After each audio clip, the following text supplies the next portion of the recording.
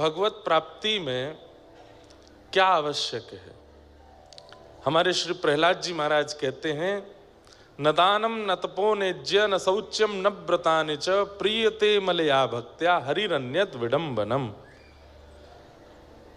ठाकुर जी दान से मिलेंगे, केवल दान करते रहो पूरे दिन, सुबह ये दान, दोपहर वाले सत्र में ये दान, रात्रि में सोने से पहले ये दान, नहीं मिलेंगे। न दानम, स्वयं प्रहलाद जी कह रहे हैं, कोई अनुभवी व्यक्ति बोले तो उसकी बात माननी चाहिए। प्रहलाद जी कह रहे हैं दान से नहीं मिलेंगे। न तप, आप नैमिषारण्य में बैठ करके किसी पेड़ पर लटक करके उल्टे बैठ करके भजन करो, ठाकुर जी मिल जाएंगे? ना मिलेंगे। न दानम न तप एज्य, यानी कि यज्ञ से मिल जाएंगे। खूब हवन करो महाराज, कुंटलों हवन करो, क्या उससे ठाकुर जी मिलेंगे? नहीं मिलेंगे। न शौच्यम, शौच्य मतलब पवित्रता, दिन में 3 बार नहाओ, सुबह उठ के नहाओ, दोपहर में फिर नहाओ, रात्रि में सोने से पहले फिर नहा लो, इतने पवित्र रहो, ठाकुर जी मिल जाएंगे? नहीं मिलेंगे। न व्रतानि च, 30 दिन के महीने में 15 व्रत कीजिए। प्रदोष का व्रत करो, मंगलवार का व्रत करो, सोमवार का व्रत करो, एकादशी का व्रत करो, ठाकुर जी मिल जाएंगे? ना मिलेंगे। प्रहलाद जी कह रहे हैं न व्रतानि च, तो कैसे मिलेंगे? बोले प्रीयते मलया भक्त्या हरिरन्यत विडंबनम। उत्साह पूर्ण भक्ति, उत्साह पूर्ण प्रेम। उत्साह किसको कहते हैं? एक्साइटमेंट। उत्साह किसको कहते हैं? किसको कहते हैं? अत्यंत उत्सुकता। जैसे प्यासे को पानी चाहिए, लेकिन पानी ना मिले, दूर कहीं नल दिखाई दे जाए तो वो नल देख करके कितना उत्सुक हो जाता, आप पानी पीऊंगा, आप पानी पीऊंगा, आप पानी पीऊंगा। वो उत्सुकता, वो भगवत प्राप्ति कराती है। तो प्रहलाद जी महाराज से किसी ने कहा, तो फिर दान पुण्य यज्ञ आदि इनका क्या अभिप्राय है जब इनसे ठाकुर जी मिलने ही वाले नहीं है? तो बोले कि मेरी बात ध्यान से सुनो, दान से मिलेंगे, लेकिन दान में भी उत्सुकता होनी चाहिए। मतलब दान आप करो, ठीक है, कोई करवा दे करो, आपके पास धन है करो, परंतु वो प्रधानता नहीं होनी चाहिए, उससे भगवत प्राप्ति नहीं होगी। प्रधानता तो भक्ति की उत्सुकता ही होनी चाहिए, उत्सुकता वाली भक्ति। मुझे चाहिए श्याम सुंदर, चाहे जैसे मिलो मिलो, ये उत्सुकता। अच्छा, एक इसका और अर्थ है। प्रहलाद जी से किसी ने कहा कि आप कह रहे हैं ना दान से मिलेंगे, ना तप से मिलेंगे, ना यज्ञ से मिलेंगे, ना इससे ना उससे, और कह रहे हैं भक्ति, तो फिर शास्त्रों में दान पुण्य यज्ञ आदि का इतना विवेचन क्यों किया गया? तो श्री प्रहलाद जी महाराज बहुत सुंदर उत्तर देते हैं। प्रहलाद जी कहते हैं, कोई व्यक्ति भूख के कारण आपके घर आया, आपने उसको 4 प्रकार की सब्जियां परोस दी, आपने उसको 2 प्रकार का मिष्ठान दे दिया, आपने उसको 5 प्रकार का पेय दे दिया, लेकिन रोटी खाने को नहीं दी। आपने कहा सब्जी से ही पेट भर लो, लो महाराज, मटर की सब्जी, बैगन की सब्जी, आलू की सब्जी, पनीर की सब्जी। बजरंगदास जी महाराज बोले हमारे घर आना महाराज जी प्रसाद पाने। मैंने कि ठीक है। थाली लगाई बड़ी वाली, उसमें कम से कम नहीं तो 12 प्रकार की सब्जियां, 15 प्रकार का मिष्ठान, और महाराज 2 प्रकार के चावल, और ना जाने क्या क्या सामग्री। हम देखते जा रहे हैं, रखते जा रहे हैं। तभी हमने कहा भैया रोटी? बोले रोटी नहीं बनाई हमने। रोटी से क्या मतलब, आप तो बस यही सब्जियां खा करके पेट भरो। कितना विचित्र लगेगा, बिना रोटी की सब्जी कौन खाता भाई? ठीक वैसे ही श्री प्रहलाद जी महाराज कह रहे हैं, बोले दान पुण्य यज्ञ हवन आदि आदि ये जितने भी साधन हैं, ये सब तो सब्जियां हैं, लेकिन मैं श्याम सुंदर का हूं, श्याम सुंदर मेरे हैं। ये प्रेम लक्षणा भक्ति रोटी है। जब तक रोटी नहीं परोसी जाएगी ठाकुर जी को, आप कितनी भी सब्जियां पवाते रहो, ठाकुर जी राजी नहीं होंगे। हाँ, कोई बहुत भूखा व्यक्ति आया, आपने भले ही 5 प्रकार की सब्जी नहीं दी, आपने कहा भैया सब्जी नहीं है, पर हाँ 4 रोटी रखी हैं, आप कहो तो हम गुड़ दे दें, नमक दे दें, मिर्च दे दें। बोले आप रोटी दे दो, हम गुड़ से खा लेंगे, नमक मिर्च से खा लेंगे, और कुछ नहीं मिले अकेली रोटी खा लेंगे, आप रोटी दे दो, क्योंकि पेट भरने की सामर्थ्य उसी में है।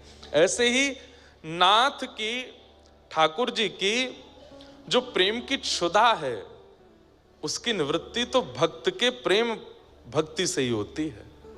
बाकी के साधनों से ठाकुर जी ठीक है, वो उनको राजी करने के लिए, आकर्षित करने के लिए, एक्साइटेड करने के लिए, ठाकुर जी की मेहमान नवाजी में और बढ़िया करने के लिए इतना सब आप प्रस्तुत करो, यज्ञ भी करो, दान भी करो, तप भी करो, व्रत भी करो, लेकिन चित्त में यदि प्रेम लक्षणा भक्ति नहीं है तो ठाकुर जी राजी नहीं होंगे।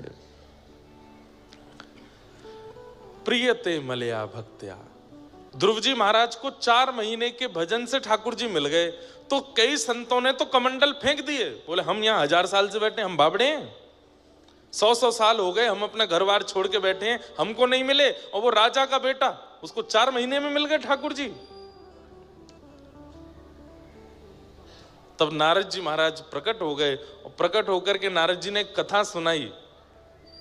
बोले 2 भक्त एक साथ गए भजन करने के लिए। मैंने ठाकुर जी से कहा 2 भक्त एक साथ आए हैं, आप कब कब किसको मिलने वाले हो बताओ। बोले एक भक्त से जाके कहो उसके वृक्ष में जितने पत्ते हैं मैं उतने दिन में आऊंगा। वो जिस वृक्ष के नीचे बैठा है उसमें जितने पत्ते हैं मैं उतने दिन में आऊंगा। और दूसरे से कहना वो जिस वृक्ष के नीचे बैठा उसमें जितने पत्ते हैं उतने वर्ष में आऊंगा। नारद जी बोले दोनों एक साथ आए हैं, दोनों एक साथ कर रहे हैं, दोनों वट वृक्ष के नीचे बैठे हैं, दोनों के वृक्षों में असंख्य पत्ते हैं, आपने इतना भेदभाव क्यों किया। ठाकुर जी बोले हम बताएंगे नहीं, तुम जाके बस कह दो, अपने आप पता चलेगा।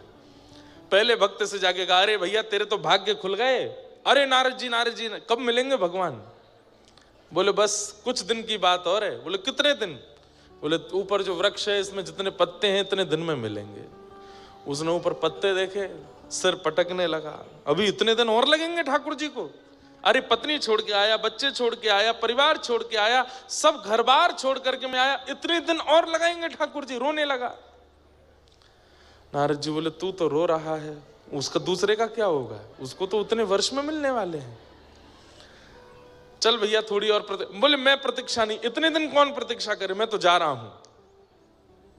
नारद जी दूसरे भक्त के पास गए। नारद जी प्रणाम, भगवान कब मिलेंगे। बोले भैया तुम्हारे ऊपर वृक्ष में जितने पत्ते हैं उतने वर्ष में मिलेंगे। इतने में ही वो नाचने लगा, उछलने लगा, नारद जी के साथ ही नृत्य करने लगा, उन्हीं की भुजा उठा करके नाचने लगा। जय हो, आज मेरे कान तृप्त हो गए, मेरा जीवन तृप्त हो गया, मेरा सर्वस्व तृप्त हो गया। नारद जी बोले तेने भैया कुछ उल्टी सीधी बात तो नहीं सुनी, मैंने यूं कही इतने वर्ष में मिलेंगे, तो इतना नाच क्यों रहा है, कितने पत्ते हैं पता है, इतने वर्ष और लगेंगे। उस भक्त ने कहा मुझे इस बात की चिंता नहीं कि अवधि कितनी लगेगी, पर आपने ये कहा कि मिलेंगे, मुझे इसी बात से ही प्रसन्नता है कि वो मिलने तो आएंगे। आज नहीं तो कल आएंगे, कल नहीं तो परसों आएंगे, परसों नहीं तो 20, कभी भी आवे, लेकिन ठाकुर जी ने ये कहा है ना कि वो मिलेंगे, अब वो चाहे जब आवे, मुझे उसी में प्रसन्नता है। इतने में ही ठाकुर जी वहीं प्रकट हो गए और प्रकट होकर के उस भक्त को दर्शन दे दिया। नारद जी महाराज बोले आप झूठे, आपके वेद पुराण झूठे, आपकी सब बातें झूठी, और ऊपर से मुझे भी झूठा बना दिया। ये क्या किया आपने, आपने तो कहा था इतने वर्ष में मिलोगे। ठाकुर जी बोले लगना तो इतना ही वर्ष था, लेकिन तुमने जैसे ही कहा मिलेंगे तो उसकी इतनी उत्सुकता बढ़ी, इतनी उत्सुकता बढ़ी कि उसकी उत्सुकता में जो उसकी अवधि थी वो क्षण भर मात्र हो गई, और क्षण भर में वो सारे वर्ष पूर्ण हो गए और मैं तुरंत प्रकट हो गया। समझ में आई बात। मुझसे राधा रमण जी को मिलने के लिए 10 साल का समय और है, मान लो। अब 10 साल 15 भी हो सकते हैं, 20 भी हो सकते हैं। कब? यदि मुझ में आलस्य आ जाए, यदि मुझ में विकार आ जाए, यदि मुझ में उत्सुकता की कमी आ जाए, तो वो 10 के 15 भी हो सकते हैं, 15 के 20 भी हो सकते हैं, 20 के 2 वर्ष भी हो सकते हैं, 20 के 2 जन्म भी हो सकते हैं, एक कल्प भी हो सकता है, एक युग भी हो सकता है। जितनी मेरी उत्सुकता घटती जाएगी ठाकुर जी उतने दूर होते चले जाएंगे, और जितनी उत्सुकता बढ़ती चली जाएगी